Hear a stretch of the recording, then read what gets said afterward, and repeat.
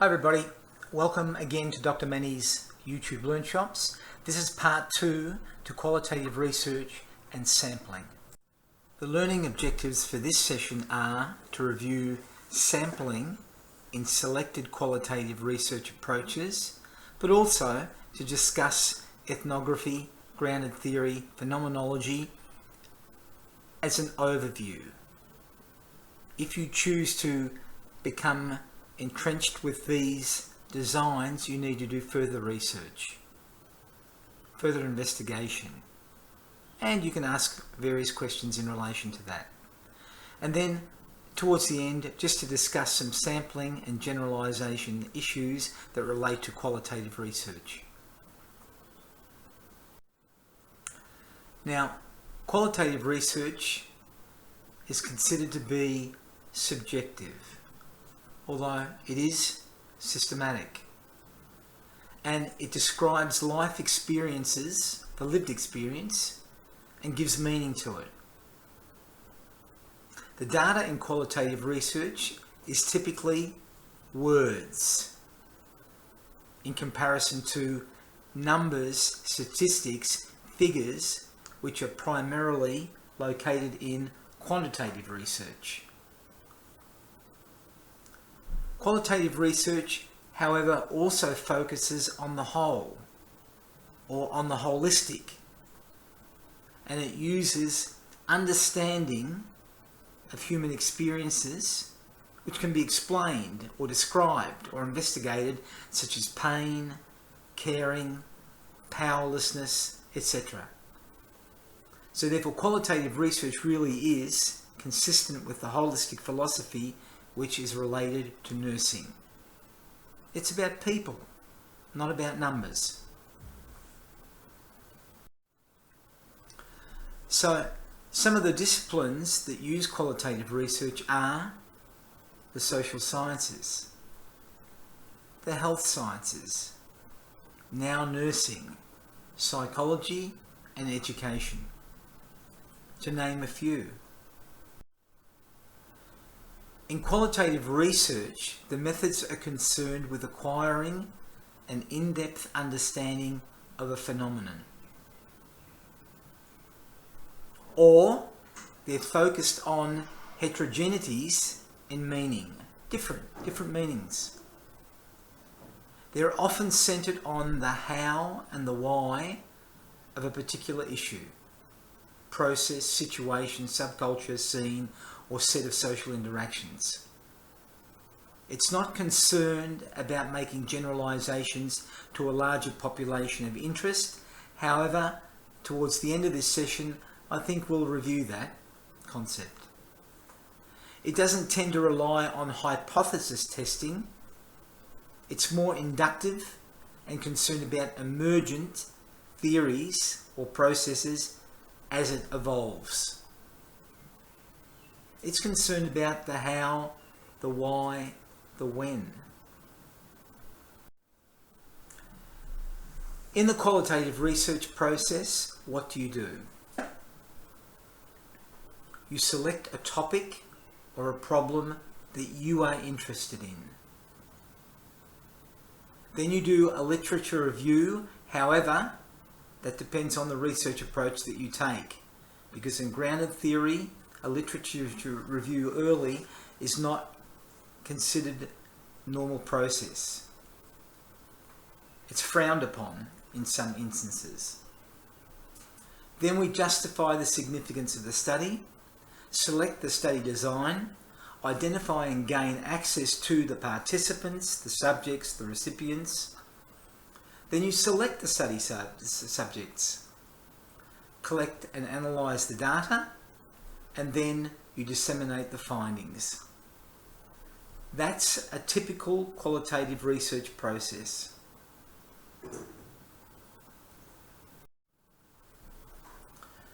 Let's consider how the subjects are selected.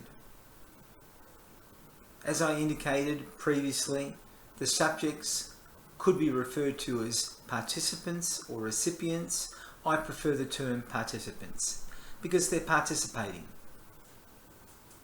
They can volunteer to be involved in the study, or they can be selected by you because of their particular knowledge, experience, or views related to the study.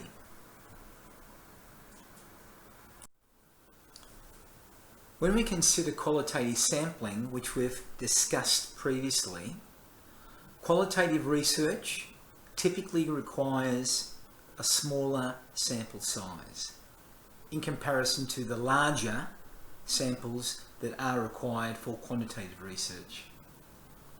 As we've indicated previously, qualitative sample sizes should be large enough to obtain enough data to sufficiently describe the phenomenon of interest and address the research questions that you've posed. The goal of qualitative researchers then is to attain data saturation. And as we've indicated previously, saturation occurs when adding more participants to the study doesn't actually provide you with any additional information or new perspectives in relation to the topic that you want to investigate. What are some of the academic opinions about this? Well, Glasser and Strauss in 1967, who are grounded theorists, recommended the concept of theoretical or data saturation to achieve the appropriate sample size in qualitative studies. Morse in 1994 for ethnographic studies suggested approximately 30 to 50 participants. She also suggested for grounded theory 30 to 50 interviews, while Creswell in 1998 suggested 20 to 30. Creswell and Morse also had ideas about phenomenological studies. Creswell recommended 5 to 25, and Morse, she suggested about 6. These recommendations being made can help a researcher estimate how many participants they will need, but ultimately, as I've indicated previously, the required number for the participants in a qualitative study should depend on when data saturation has been reached. Okay, now let's look at some of the specified designs. Let's look at ethnography first. Now, ethnography as a research design is based on anthropology, and it focuses on understanding different cultures. Ethnography, defined by Burke and Kirk in 2001, is a method of observing human interactions in social settings and their activities. And it's the observation of people in their cultural context, the study, the systematic recording of human cultures, also a descriptive work produced from such research. It's rather than studying people from the outside, it's about studying them from the inside. And ethnography can be related to, let's put it to the nursing profession. So if you want to look at nurses, you can use an ethnographic study. You need to go into the setting, which is typically a hospital or where the nurses are based, and you observe them. You interact with them. You study them from the inside.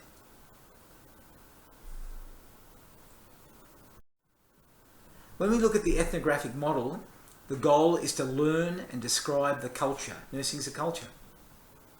Describe the culture's characteristics, much the same way anthropologists observe the cultural challenges and group motivations of what they're studying.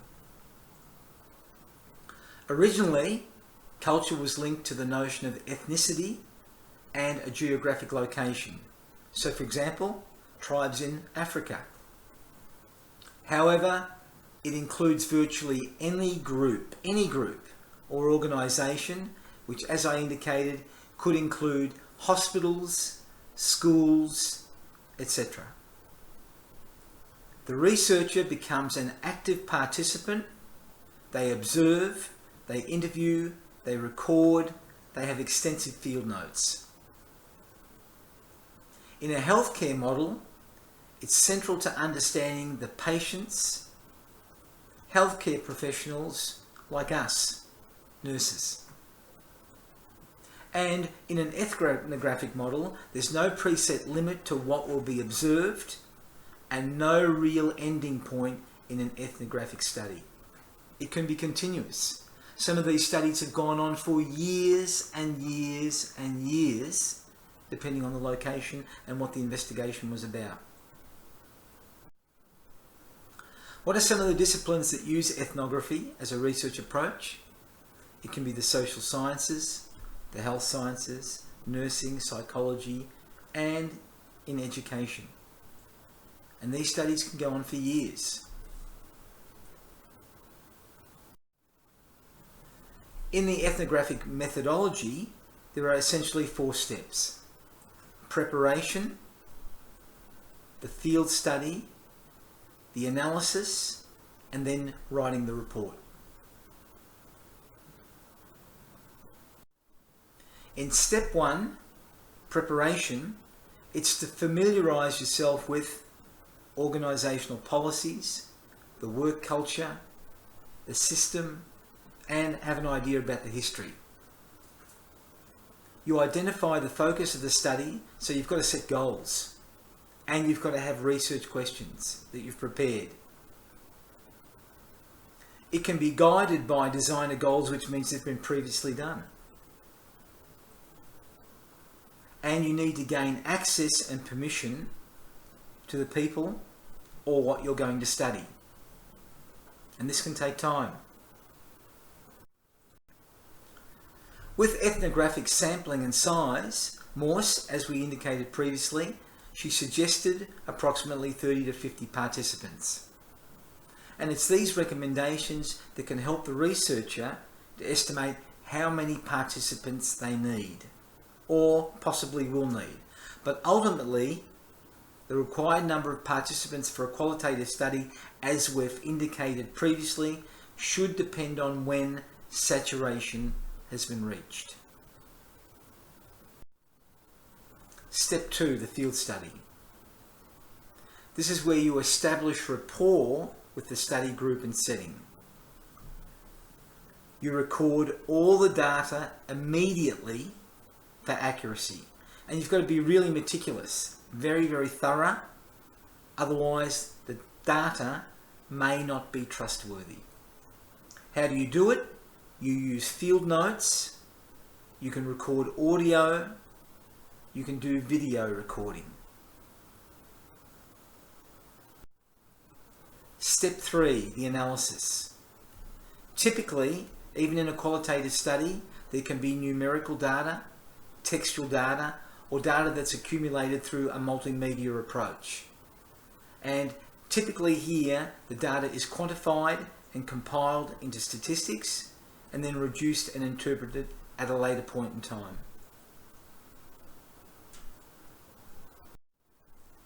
Step 4 is the reporting. And this is where you consider multiple audiences and the respective goals.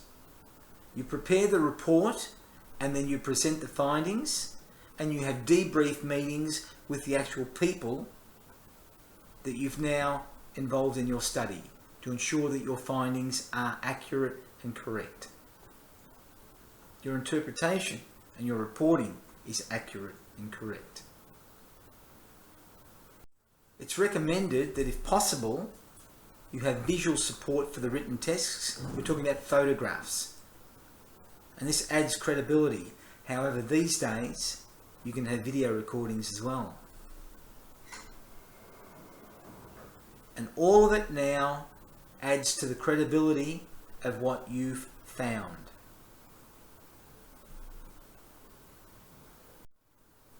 What are some of the advantages of the ethnographic approach? Well, you've got real-world data. It's actually happened. It provides in-depth understanding of the people in the organisation. It doesn't matter whether they're pygmies that you can see in the photo, or whether they're nurses working in a hospital. It provides you with new information which has been discovered. And it can be thoroughly economical if you do it yourself. What are some of the disadvantages of the approach? Well, the context or what you're doing can be very, very specific. And it actually means that you need to go native, meaning that you have to become one of the participants. Or you have to be in that situation, background, context. And look, you've got to negotiate access continually to get continuous permission, whether it's from the hospital organisation or from the cultural leaders. And it can cost time. We're talking about 10, 15 years some of these studies have gone on, which means there can be economic requirements. Data can be messy and is often unstructured, according to the academics. And sometimes you may be saying, how do you assess the significance of the study?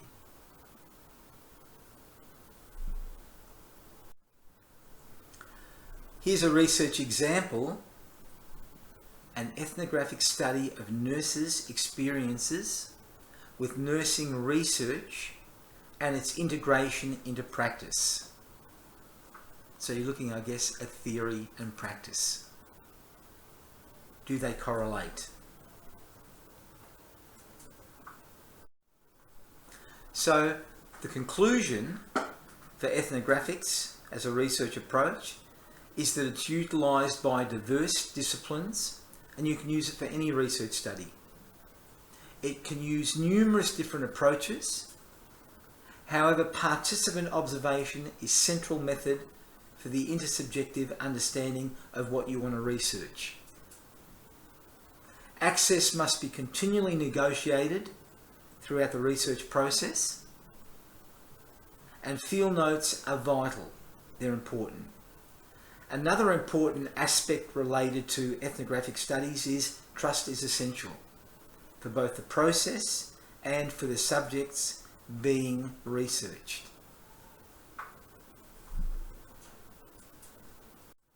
Grounded theory is our next research approach or design. And it evolved from symbolic interaction theory, which basically attaches meaning to things or actions which form our reality. And it's often the result in theory development. So, grounded theory design is a systematic, qualitative procedure used to generate a theory that explains a broad, conceptual level, a process, an action, and interaction about a substantive topic. The phrase grounded theory basically refers to the theory that's developed inductively from a body of data, a corpus of data, a lot of data. Grounded theory is the most common, widely used and popular analytic technique in qualitative analysis today, currently. And the evidence is the number of books published on it. And that was 10 years ago that statement was made. However, it's mainly used for qualitative research, but it's also applicable to other data, and it can be applied quantitatively. So grounded theory can be used as a mixed method. It can be used in quantitative research. It can be used in qualitative research. Simple symbolic interactionism.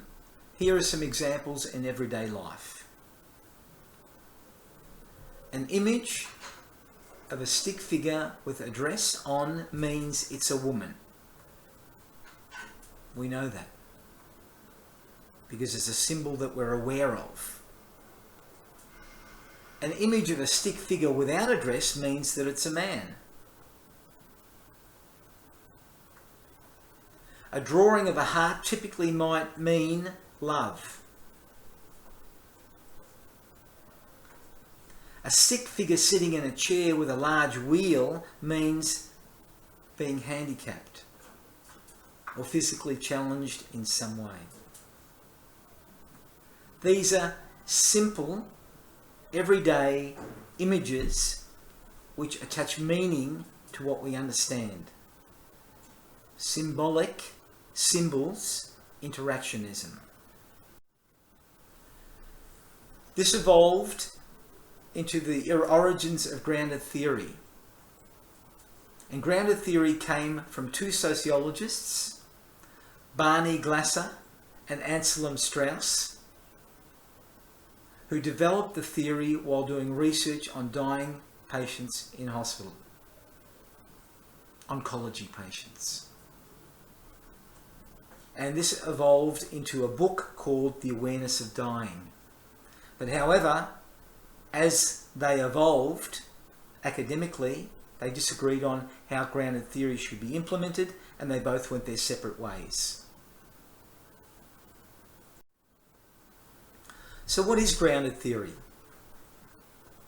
Grounded theory is a systematic methodology used in social sciences, that's where it came from, to generate a theory grounded from the data. And it's this theory that was grounded in the data that explains a process, action, or interaction about a substantive topic.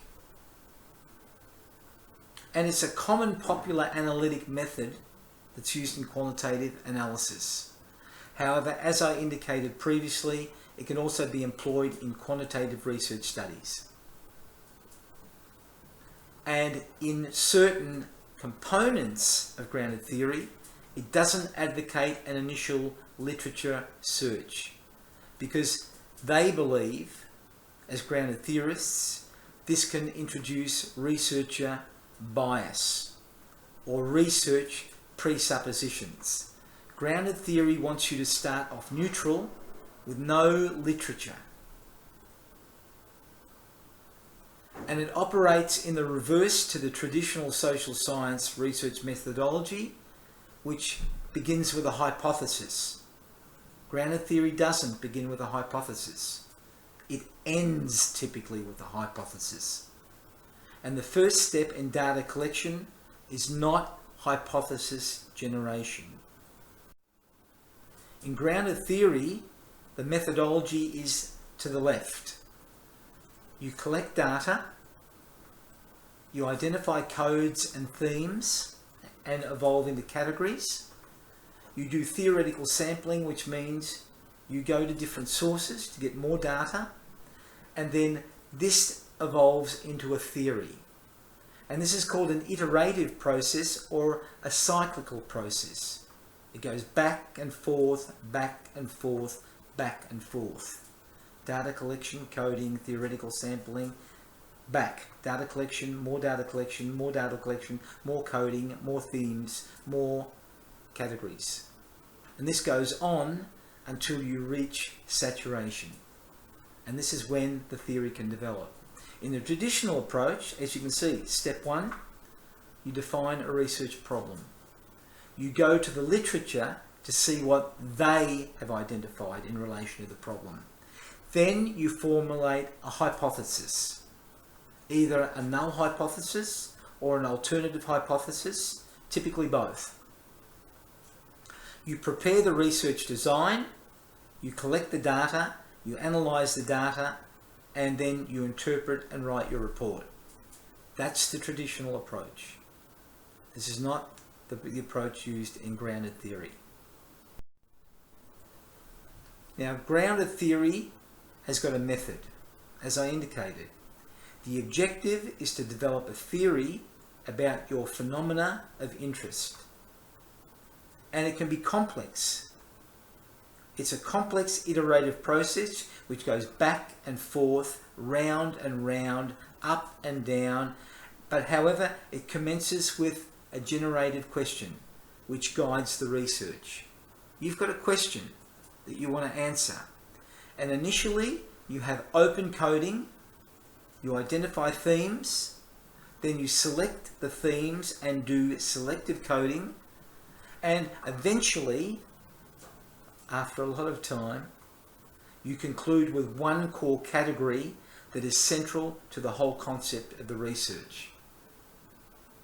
You use interviewing with open-ended questions, fieldwork observation, as we did in ethnographic studies, and you can employ single interviews and focus groups, also artifacts and texts. And again, there's no preset limit to what the data will be collected, and there's no real ending point unless you decide that you have data saturation and you cannot get any more information that is new. What are some of the academic opinions? Well, they're considerable. In grounded theory, it's the study of a concept. It's not a descriptive study of a descriptive problem, according to Glasser, who was one of the original founders of grounded theory. However, according to Strauss and his future colleague Corman, they set a qualitative research method that uses a systematic set of procedures to develop an inductively derived grounded theory about the phenomenon. Glasser disagreed. Kathy Sharmez, she said the aim of grounded theory is to create categories from the data, then analyse relationships between those categories, while attending to how the lived experience of the research participants can be understood. Everyone else, Glasser, Strauss, Corbin, disagreed. So we essentially have a Glasserian approach to grounded theory, a Straussian approach to grounded theory, and what I call a Sharmezian approach to grounded theory. But there are other variations to it these days, since it first evolved in 1967. So what's the rationale? Why use grounded theory? Well, grounded theory explores new areas, new domains. It's unique. It's for problems and topics which haven't been researched before. And it generates new, unique, original data. And some actually evolve to generate a hypothesis. What are some of the disciplines that use grounded theory? The social sciences, that's where it evolved. The health sciences, the nursing profession, psychology and education. So when we look at sampling in grounded theory, typically, as with qualitative researchers, they have small sample size. However, as I indicated previously, sample sizes should still be large enough to obtain sufficient data that describes the phenomenon of interest and addresses the research question. So again, the goal of researchers, grounded theory researchers, is the attainment of data saturation. And as indicated previously, saturation occurs when adding more participants to the study doesn't actually result in new perspectives or new data.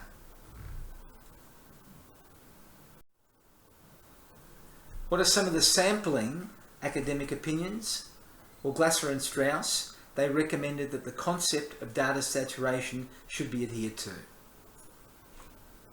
So the sample size depends on data saturation.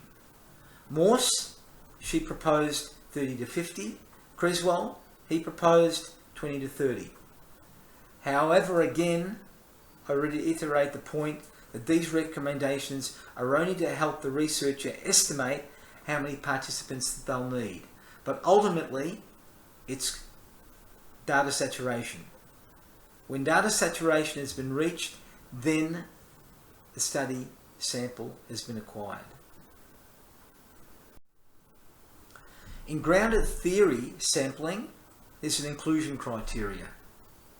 So the inclusion criteria states that participants must have experienced the phenomenon.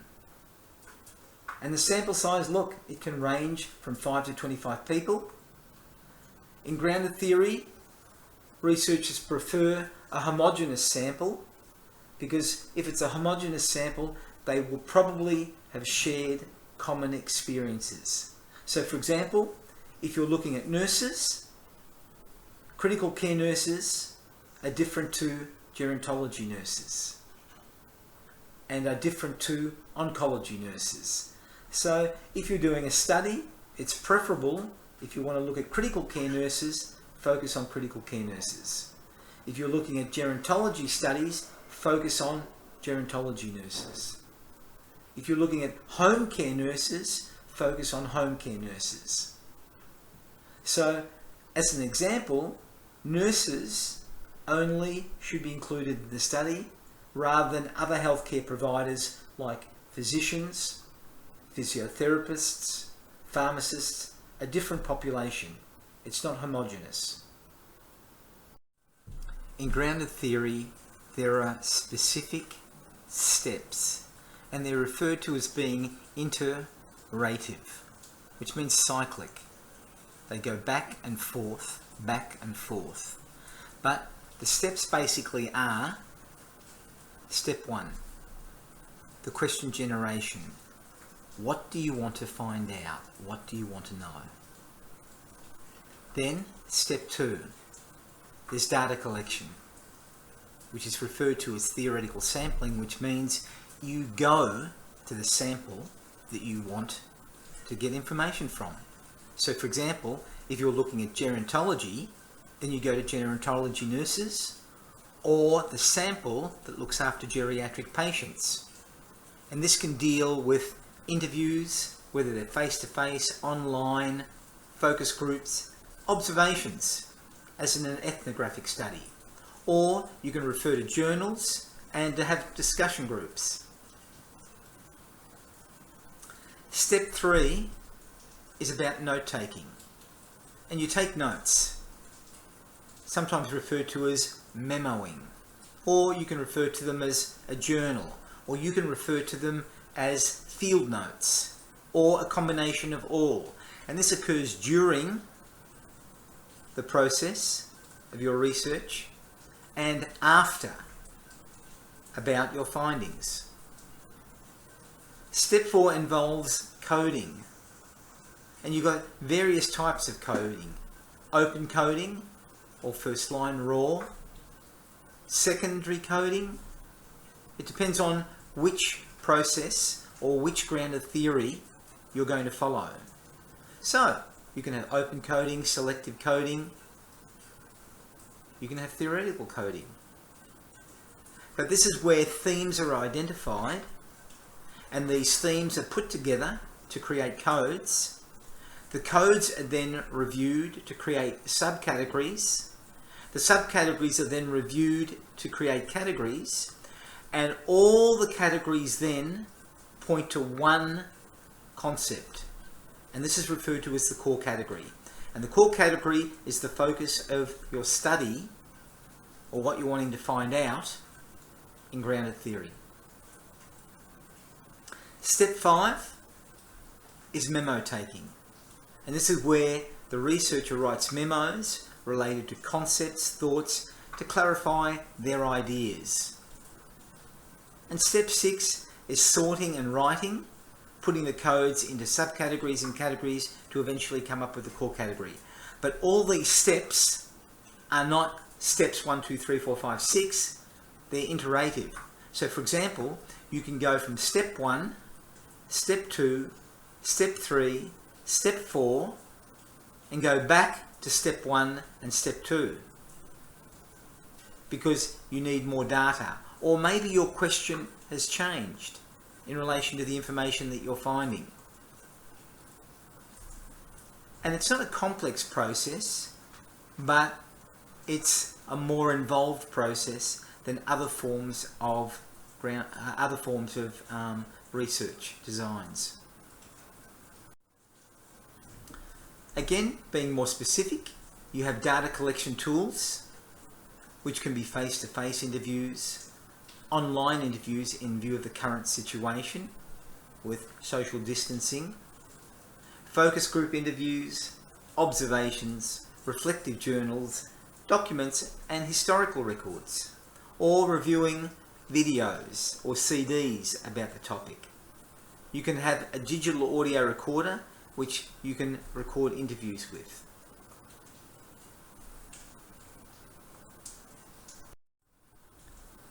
As I indicated previously, there are various forms of coding, and in grounded theory with data analysis, these are typically the terms that will be used. However, they can vary depending on the academic who is the grounded theorist.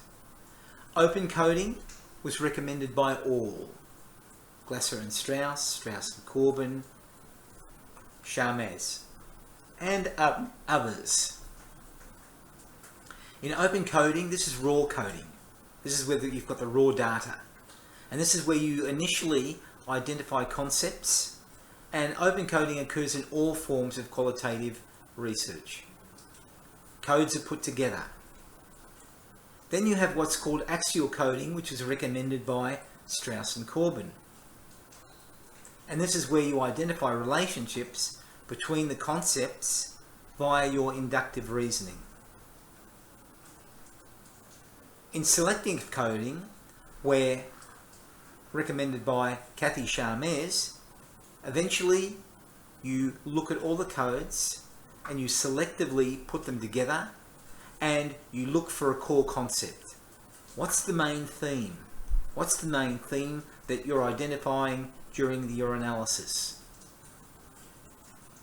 And during this whole process, you can be using what's called memoing, where you take notes about your thoughts about what you think is happening, which again you can reflect on at a later stage. Memoing is thought to be a thought process where you capture different ideas and you have abstract thoughts. You can eventually form a theory, which is the objective of grounded theory, because that's why you're doing the data collection. To come up with a theory that explains all these identified relationships. And eventually you could come up with a hypothesis, but that isn't mandatory in grounded theory. But to identify themes through coding, subcategories, categories, and eventually a core, the main category, which forms your theory as to what's happening, as to what you're investigating. So what are the strengths? What are the advantages of doing grounded theory? Well, there's what is referred to as an instinctual appeal, because, believe me, it allows researchers to become really immersed in their data. And this is especially important if you're passionate about your research, which you should be. The researchers have to analyse the data early rather than at the end of their data collection. As soon as you start collecting data, you start analysing. You start looking for themes. You start looking for concepts. And this process encourages a systematic and a detailed analysis of your data. Because as soon as you start collecting, you start having to review it and start identifying certain things. Because you may need to look for other sources, theoretical sampling, to highlight your data or amplify your data. You need ample evidence to support your findings, which you get. The evidence that you get is supported. There's a constant interplay, as I said. It's a cyclic process. It's an iterative process between the data collection and the analysis. In conventional methodologies here, you collect the data and then you analyse your data and then you get your findings and then you come up with your conclusions or your hypothesis. But in grounded theory, you're collecting the data and analysing it, collecting more data, then analysing it, collecting more data and then analysing it. and you're constantly interplaying between data collection and analysis. And this methodology is very useful for describing repeated processes.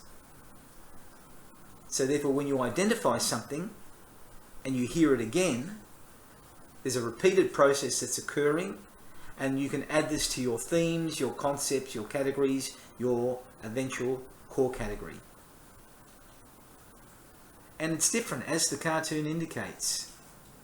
You do have to think out of the box. It's not an approach for everybody. It's not a methodology for everybody. But this is a methodology that generates new theories, which quantitative researchers can then hypothesize about. What are the disadvantages? What are the weaknesses? Well, the approach requires you really have to know about the research methodology, because it can be complex depending on which one you take. Whether you take the Glazerian approach, the Straussian approach, or the Sharmazian approach, as I call it. And as a novice researcher, this can be overwhelming. But with support from supervisors or grounded theorists who know their approach, it can be a really good learning experience. It's a very detailed methodology, depending on which one that you choose. The data collection is massive. Coding is absolutely time-consuming. The coding themes, they require you to think outside the box and come up with abstract or very, very different thought processes. It requires you to be a critical thinker. However, there are concerns from other academics about generalizability to other situations. So, are you going to apply this to other healthcare providers or other disciplines within nursing? But that's a common issue that's reflected onto qualitative research by quantitative researchers.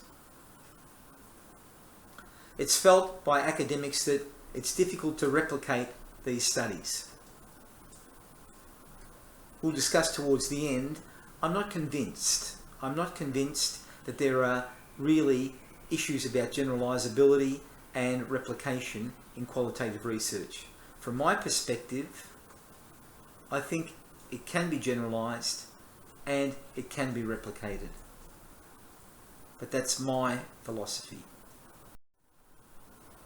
Here's an example of a grounded theory study, exploring the perceptions of patient advocacy in a Saudi Arabian critical care context, published in 2018.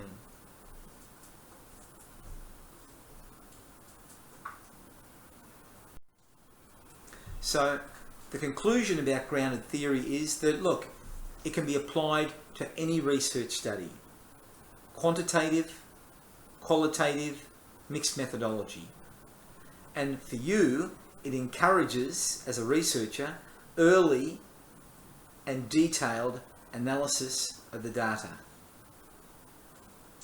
It provides absolutely ample information, data, evidence to support research findings. And it encourages you to think critically through its constant interplay between data collection and analysis. Okay, now let's just review phenomenology. And phenomenology is about description. And it's about description about what people have experienced in their lives, their lived experiences.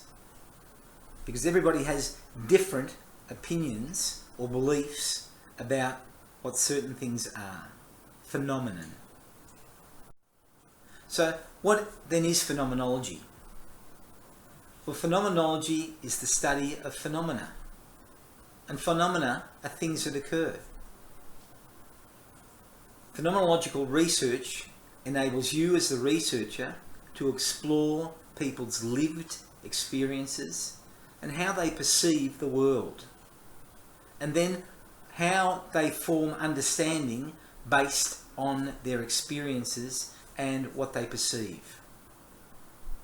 And it explores common, shared experiences on how people interpret these phenomena. Because, for example, I can look at the moon and I can say, well, it's a celestial body, it's round when it's full, it's pale, it's essentially a desert with no life on it, yet other people's perceptions are, gee, it's really romantic, it's beautiful, it's not barren, it's wonderful. Then you can look at it from a religious perspective, because the moon has got a religious aspect to it in most religions. Perceptions, phenomena. In the Phenomenological Method, this is considered a philosophical perspective as well as a methodology. The disciplines that use it are psychology, sociology, nursing, and social work, as mentioned previously with most of the other disciplines. But it focuses on subjective experiences and interpretations of the world, which essentially is what qualitative research does. It's not objective, it's not neutral, as compared to some of the quantitative methodologies. You as a phenomenologist want to understand how the world works and how it appears to others, more importantly. And the goal is to describe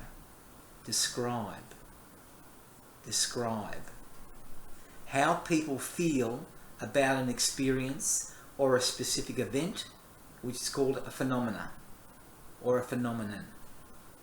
And as far as the tools that you can utilize, as with most other qualitative methodologies and methods, interviews, observations, surveys to gather information. What phenomenology is not, it's not interested in modern science's focus on simplification or quantification numerics. It's quantitative. It's not neutral. The researcher is involved. It's not objective, as I said. It's subjective. And it doesn't reduce phenomena to natural, scientific, or abstract laws.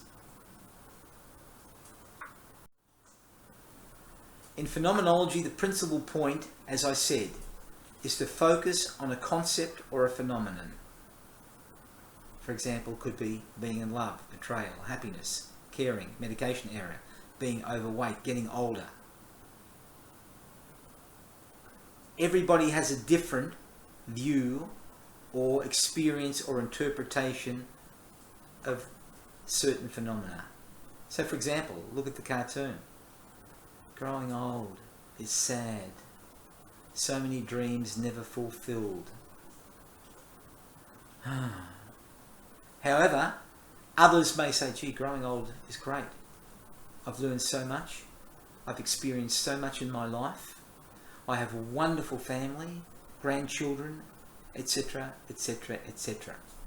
The focus is on the individual's own experience and interpretation, not the event. So it's not getting older or being overweight or how you care or happiness. It's what your experience with that is. That's what the researcher wants to find out. What are some of the disciplines that use phenomenology? Again, same. Social sciences, health sciences, nursing, psychology, education. What's the rationale? As I said previously, the rationale of phenomenology is to describe people's experiences in their lives, which is referred to as their lived experiences. And it begins with no hypothesis. There are no preconceptions about the phenomena. There's no bias from the researcher because they use a technique called bracketing. It's not explaining people's lived experiences. It's describing them. Phenomenology is about describing.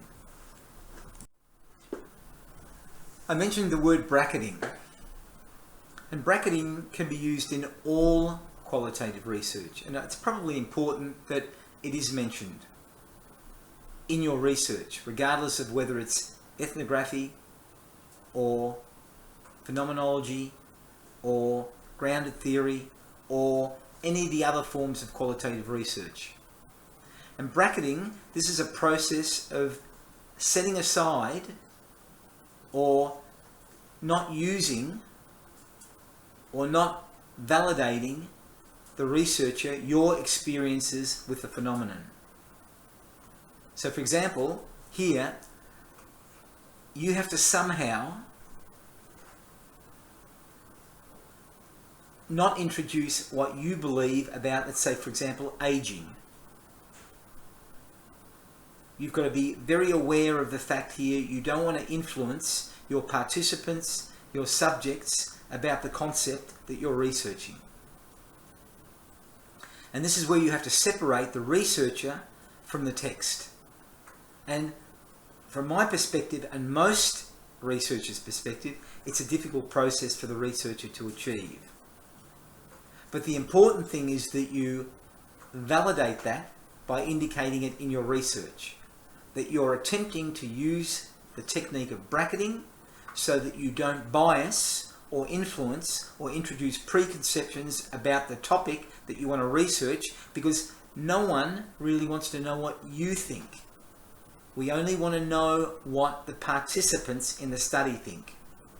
So the participants in the study are chosen because they've got experience with that specific phenomena or phenomenon. The researcher, however, as I said, may highlight their experiences with the phenomenon to expose their potential biases, which basically means you can talk about it in your research project. So you can say, for example, here, oh look, my experiences with aging are blah, blah, blah, blah, blah, blah, blah, blah, blah, blah, blah, blah, blah, blah, blah, blah, blah, blah. So you're telling your supervisor, your examiner, the reader, that sure, you have a concept about aging. However, you're telling them what it is, but you're also telling them now that you are not going to be biasing or introducing preconceptions about the topic to influence what your participants say. This is transparency. Transparency is being honest. And by being honest, your research data, information, findings becomes trustworthy.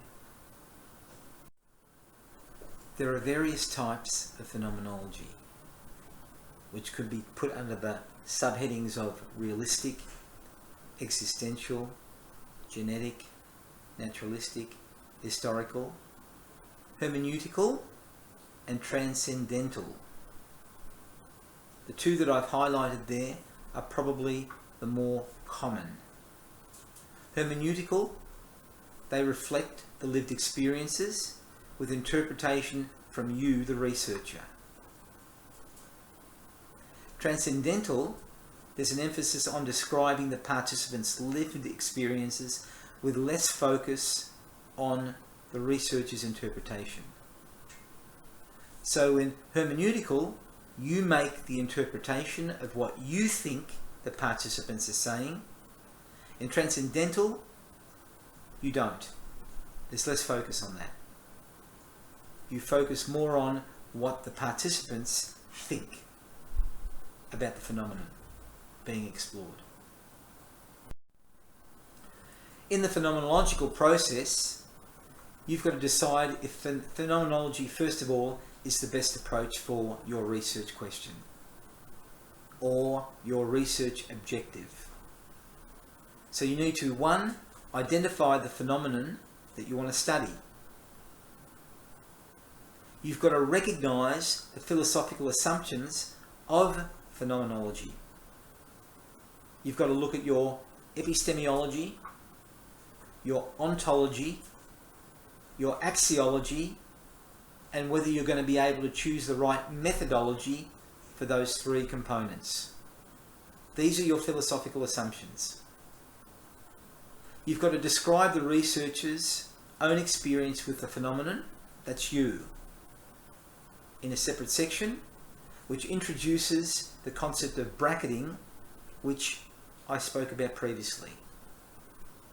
And in doing so, you bracket the researcher's assumptions about the phenomenon. So everybody's aware of what you think, but that's not what the research process is all about. We want to know what your participants think. But you're telling everybody what you think as well, which increases transparency of your research. Trustworthiness. Credibility.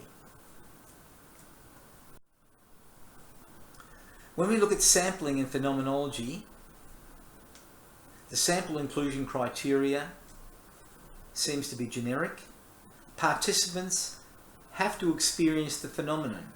If they haven't experienced it, there's no point here having them.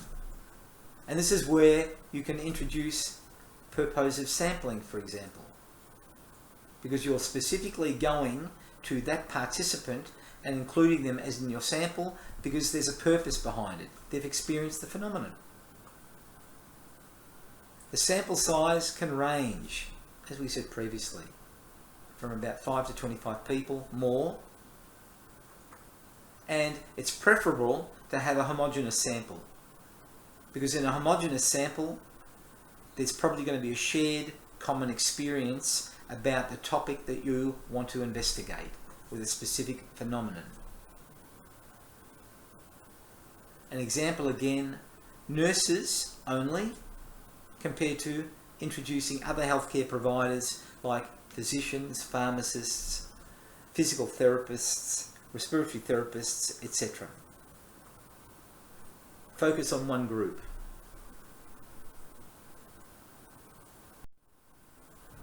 What are some of the data collection tools that we use in phenomenology? Well, in qualitative research. Single face-to-face interviews, online interviews, in view of the current pandemic, focus group interviews, observations, journals, diaries, sometimes protocol writing as well about their experiences.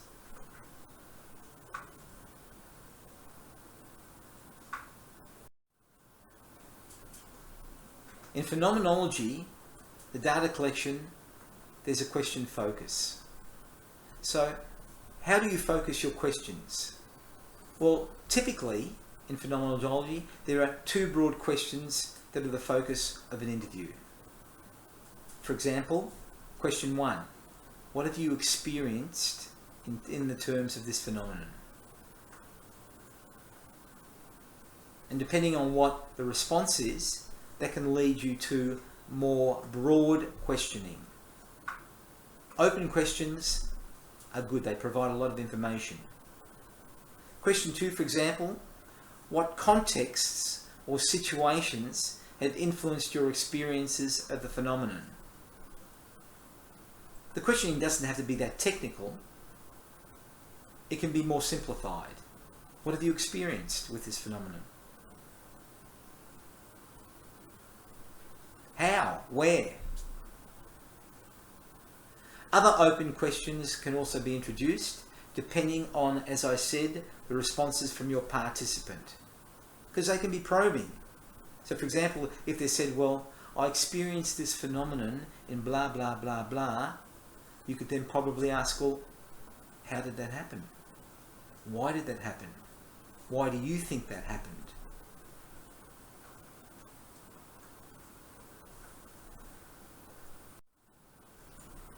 When it comes to data analysis,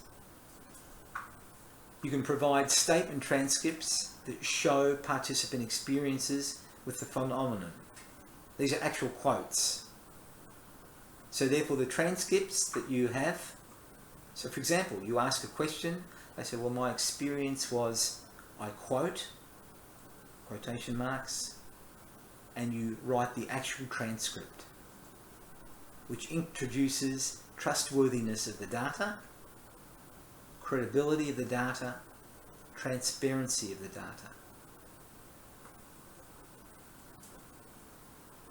This provides themes from in vivo, actual participant statements. You can use the transcript descriptions about what was experienced and separate these into how it was experienced. That's your probing question. What did you experience? They answer. Well, how did that happen? Why did that happen? You want to describe the experience, the phenomenon that they experienced, the phenomenon in their lived experience. The researcher may reflect, as I said previously, on their own experiences and integrate them in with those with the participants. So for example, the participant says, oh, I experienced this phenomenon and this is how it happened to me. Then you, as a participant in the research, can, for example, say, well, gee, this is deja vu. I experienced the same thing in this situation, which reflects that the phenomenon is more generic rather than so unique, for example. The overall description of the meaning and the experience is therefore constructed by you as the researcher and the participant. And having done that, the reader may reflect and say, well, gee, that is deja vu. I experienced exactly the same thing with the phenomenon blah, blah, blah, blah, blah.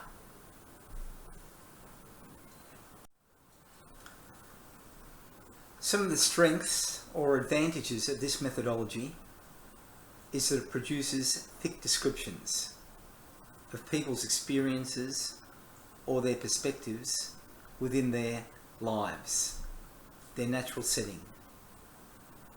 Thick description basically means a lot of data.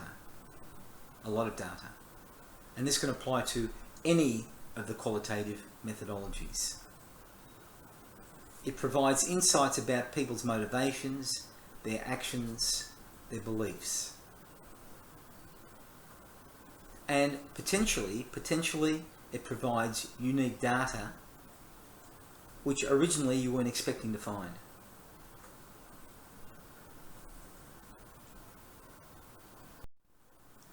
What are some of the weaknesses or the disadvantages? Well, as I indicated earlier, there are concerns about generalizability to other populations, other situations, difficult to replicate, which from my perspective, and it is my perspective, I'm not convinced.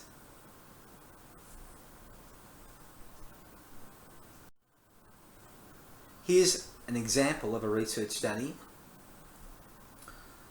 What are registered nurses' lived experiences of patient advocacy within a critical care unit?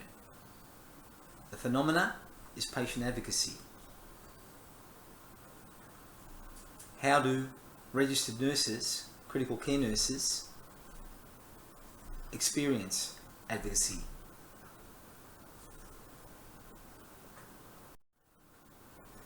So in conclusion, in relation to phenomenology, this is a philosophical method of questioning, as most research methodologies are, depending on your epistemology, ontology, axiology, and the method that you choose to implement it with. The objective is to describe, not to interpret, not to explain. It's to describe the living or lived experiences of the people that you want to investigate. It asks, what is the nature, meaning, significance, uniqueness of the experience as you, the participant, live through it? Okay, what are some of the other considerations that we need to think about when we look at qualitative research methods and methodologies? First of all, consideration one is qualitative research projects usually are more intensive. and use extensive methods of data collection and data analysis. It doesn't mean that it's hard, it's just different. And from my perspective, qualitative research is nursing. It's about people. It's not about numbers. Qualitative research needs to be developed in Malaysia. I mean, essentially, even here at UniMass, primarily you're looking at quantitative science. People are not science. People are human. This allows then the construction with only a few cases or small samples, which means you only need a few people, because people on the whole share similar experiences depending on the group that you're investigating. So for an example, in-depth interviews, open-ended questionnaires, long-lasting field research with many field notes, and interpretive document analysis makes it appear very complex, but it's not. But in all fairness, you have to be able to write. When you're doing qualitative research, it's about telling a story. That's what you're doing. It's not about putting down numbers or statistics. From my perspective, quantitative research is easy. Qualitative research requires more in-depth thinking, critical thinking, and processes. Consideration 2. You've got to think about rigour, which again, in quantitative research, they call validity and reliability.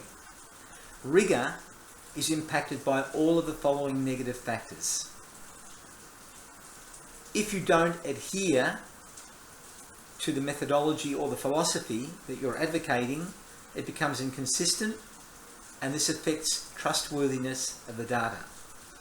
If you don't develop your methods appropriately, poorly, for want of a better word, rigour is affected. If you don't have sufficient data collection time, rigour is affected. If you're deficient or unreliable with your data collection methods, rigour becomes affected. Then, if you haven't considered things like triangulation with multiple sources of data collection, this is a failure. This will affect rigour. Rigour is essentially quality of your research, trustworthiness, credibility of your research.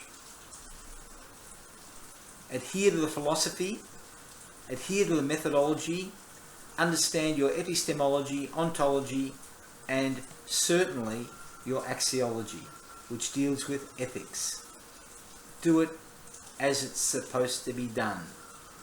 Don't be lazy. Consideration 3. As we indicated earlier, qualitative research is typically not generalizable. From my perspective, that's related to quantitative academics. Why? Why do they say that? They say it's not generalizable because you've only got small samples. I mean, a sample of 5 compared to a sample of 500,000 in quantitative research. Why? You recruit, or we recruit, as qualitative researchers, non-probability samples. They're not randomized. So if they're not randomized, they can't be transferred or be transferable to the general population. Well, we're not looking at that. We may be looking at gerontology nurses. We may be looking at critical care nurses. We may be looking at oncology nurses. Why again? You have a unique and not typical sample of populations.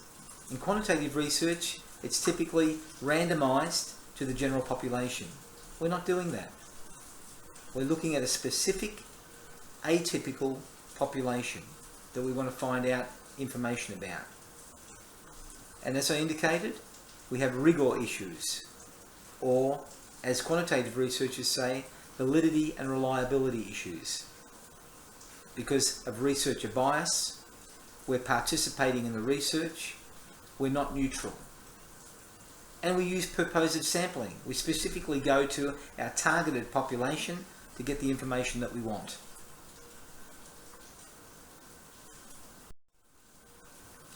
How do we preserve what the quantitative researchers call validity and reliability, or what we call in qualitative research rigor, quality, trustworthiness, credibility? Well, we're open, we're transparent. We tell our story very, very clearly.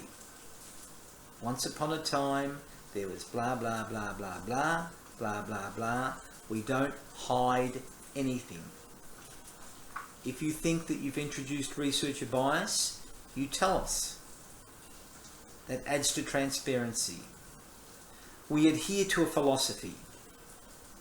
The philosophy that relates to that specific research design.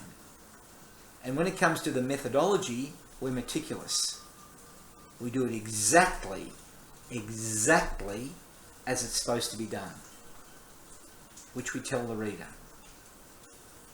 When we come to sample saturation, data saturation, theoretical saturation, we say we achieved data saturation because of blah, blah, blah, blah, blah, blah, blah. And data saturation, as I said to you, is when you no longer get any new information related to what you're investigating.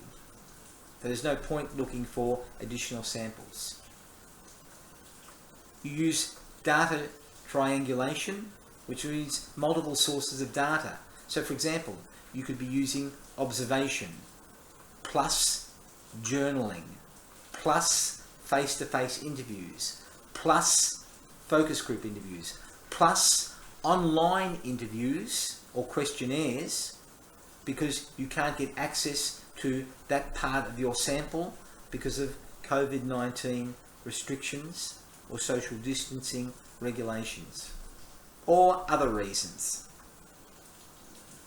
And we always do cross-checks to establish what the participants said was actually what the researcher has interpreted.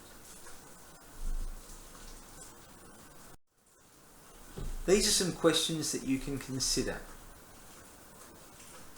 Is qualitative research data really not generalizable? Think about it. Are not the results of a qualitative study valid for the sample, but also for the population? Why can't we draw more general conclusions from our qualitative data? An example could be, don't nurses in Malaysia have similar issues compared to nurses in America, Australia, the UK, Brunei, Singapore, Saudi Arabia, Europe? Questions to consider. So, conclusions about this topic are that qualitative research is a form of social inquiry, and it focuses on the way people interpret and make sense of their lived experiences in the world which they live in. Qualitative research is you, as a qualitative researcher, aim to gather in-depth understanding of human behaviour and the reasons why that behaviour occurs. Qualitative researchers study things, which include people and their thoughts. And they do it in natural settings, which means where the participants' subjects live. And it doesn't mean their home life, but it's depending on what you want to research. So nurses in gerontology, maybe in geriatric settings, home care settings, etc. And it's to make sense of or interpret phenomena in terms of the meanings of people and how it comes to them.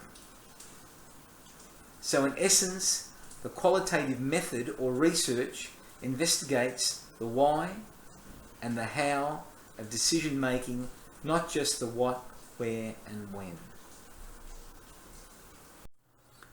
Okay, thanks everybody. As previously, if you found this session worthwhile, check out some of the other Dr. Manny Learnshops on YouTube. Okay, bye for now.